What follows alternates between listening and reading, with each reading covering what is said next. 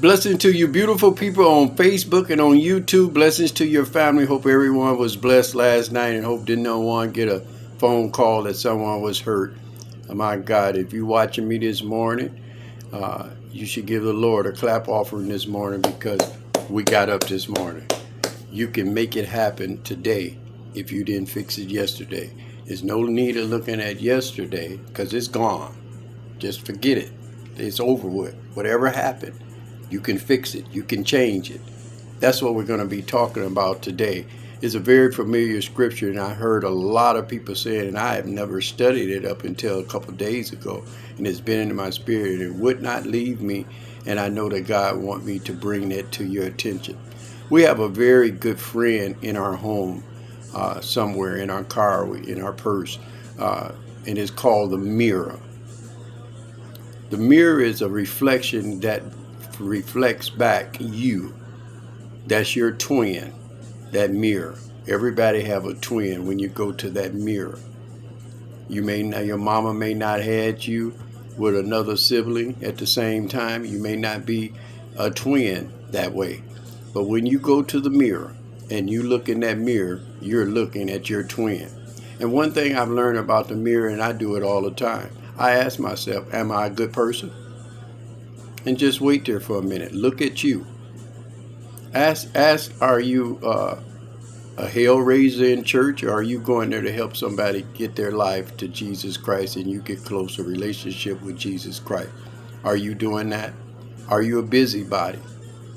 Do you have attitudes all the time? You can ask yourself in the mirror. Ask yourself this: are you a good person? And if it don't come back to you, then you're not. You have to be what you supposed to be in that mirror. That's why can't nobody tell me who I'm not, because you can't do that. When the devil tell you no, you say yes. And when the devil tell you yes, you say no. He's not trying to do anything to make you successful. He's trying to take you backwards. He come to kill, steal, and destroy. We say all the time, but I don't think people really believe that. The devil's job is to destroy you. And also, people, let me tell you something. Everybody that you think that's supposed to love you, they won't.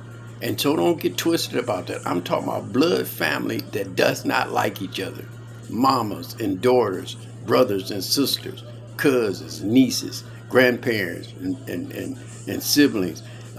It's all types of hate. People hate, and it starts off with family and church folks. Let me say that again. It starts off with family and church folk. If you can be saved, watch this. This is a nugget here. If you can deal with your family and be a Christian and don't cuss, you're blessed. If you can go to a local church in your town and city and come home from that church and you know everybody in there is saved, you're blessed, because that's not happening. The worst people is in the church.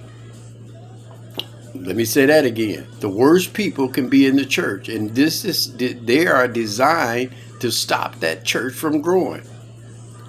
Let me give you an example. Oh, you just started here? How long you been coming here? Oh, 2 weeks? Yeah. Well, I've been here going on 8 years now. Yeah, we have to hang out. We have to hang out. And you hang out with her and y'all go out to dinner. And at dinner, you tell her, say, yeah, girl, I used to go to Bible study there. I don't go there no more. I don't like the one that teaches that. I don't like this about the church. I don't like that about the church. That is not your duty to do that. You should be telling everybody that you meet and discipleship that church to another level. So we're going to talk about something that's very familiar, come out of the book of Luke chapter 12, verse 48. And I'm going to read it in your hearing. To whom much is given, and much will be required. That comes out of Luke chapter 12, verse 48. If you have heard that line of wisdom, you know it means we are held, I want you to write these two down, held responsible. Held responsible for what we have. If we have been blessed with talents, now you can find out talents is money and it can be gold. Talents, wealth, knowledge, time, and the liking, it is expected that we benefit others. You want a new car? Why? Much required. Much giving, much required. Excuse me. You want a husband? You want a wife? Much giving, much is required. You got to love them people that you're trying to marry. That car got to be serviced. Much is giving, much is required. The more he gives you, the more you supposed to help people. Well, I ain't got nothing, Pastor. Yes, you do. It said in here you got wealth, if you don't have that. Knowledge. What kind of knowledge do you have? Can you tell that young girl that she shouldn't be dating that guy that's hitting her? Would you tell that young lady that she don't need to be hanging with that girl because she's a lesbian? And if you're not a lesbian, that reputation that you hanging with her is going to come to you.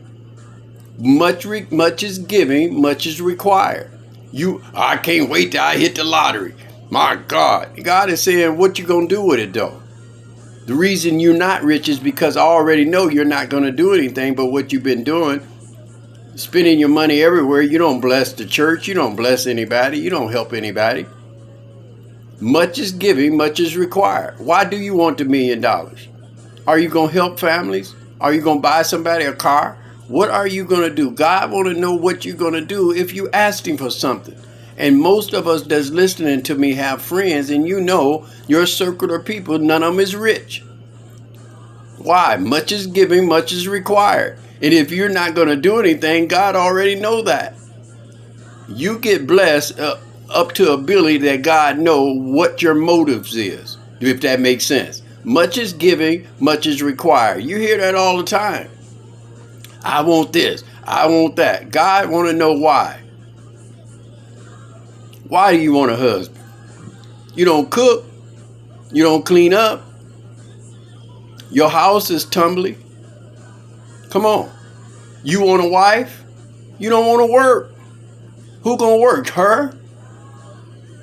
Do you have an apartment? Do you have a house? Or are you still living in the basement with your grandmama? You want a wife? For real? Much is giving, much is required. That's the good news. That's why I give. I give, and anybody out there know that I give if I can. I'm not rich. Yeah, I am. Let's say I am. I'm rich in the spirit. My spirit bring my wealth. Come on. God have it where your money don't run out. You may not, that's good. That's good right there. He have it where you may not be rich, but your money keep on reviving and keep coming back. You may keep getting jobs. You keep getting bids. Everything you say, people tell you to do it. Matter of fact, just for instance, I bid a job and I really didn't want to do it. It was on my birthday. I didn't want to do it. I really didn't. I bid it high, like $700 high. And God said, don't worry about that. When I'm going to bless you, ain't nothing going to stop you. You should have took it up a little higher. I said, my God, when I gave the bid, the lady told the maintenance man, the manager, tell him, he said, when can he do it? I said, look at God. He may not have you may not be rich. You may not be in no Rolls Royce or no $1 million house. Who cares? All that's garbage. And here's the thing. All of us renting. I don't care if you bought a house. You still renting because you ain't taking it with you. And then if you give it to them raggedy kids. Oh, did I say that? I apologize. If you give it to them raggedy kids, they going to lose it. I haven't seen a family yet where the parents left it to us. I'm just being honest. And I've been pastoring going on 11 years now. I have seen no parent, black or white, even the white children, the parents give them something and they keep it. Why? It's not yours. And you didn't do anything to much is giving, much is required. You didn't do nothing really to get it. Yeah, you cried at the funeral. You pulled a casket. You made a big scene. You wanted to talk 25 minutes up there about your mama. But when your mama was sick and she needed to be changed, you wasn't doing it. I ain't changing I ain't doing it. She changed you. Come on, somebody. You much is given, much is required. That's a good message, I'm telling you. And you have to ask yourself, why do you want something if you ain't gonna do nothing? Well, God bless you. I'm telling you, much is giving, much is required.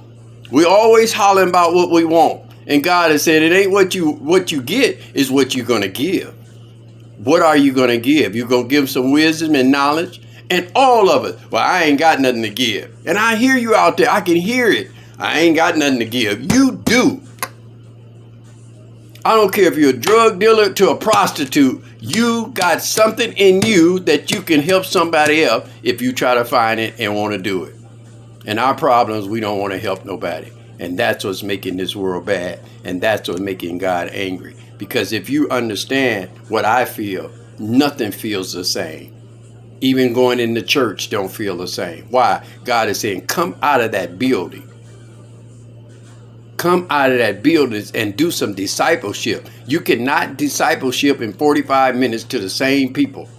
That is no good. That is nothing. That's why God is messing with these churches, because of the fact that nobody's doing anything in there. Most of us as pastors have to keep fires from starting in the church. So I can't even get out there to the worldly people. And I love the worldly people, what we call them. But them is the best people, because you know one thing? They real. Somebody said real. They are real. I don't like fake. Never did and never will. I am not faking. What you see is what you get. Yes, I might be caramel, but if you keep cutting down deep enough, you're going to get to that deep, dark chocolate, because I'm real. And that's what you have to be. That's why you need your twin to tell you who you are in the morning when you wake up. If you can't get up and say, I'm wonderfully made by Jesus Christ, my God. Nobody have my DNA. Nobody else have my fingerprints. I'm wonderfully made. He took time to make me. He made my nose, my God. He made my eyes. Look at my eyes. Ain't nobody got my eyes. Look at my ears. Ain't nobody got me. I get excited. I take off running. Well, God bless you. I got to get out of here. I'm up on 11 minutes. I just wanted to give you a good hot word on, I think today is Wednesday. My God. So go out there today. And if you didn't fix it yesterday, you have time to fix it today. Isn't that good news? Just remember, much is given, much is required. If you want it, tell God why and make it good. And I guarantee I'll see you on top. I love you all.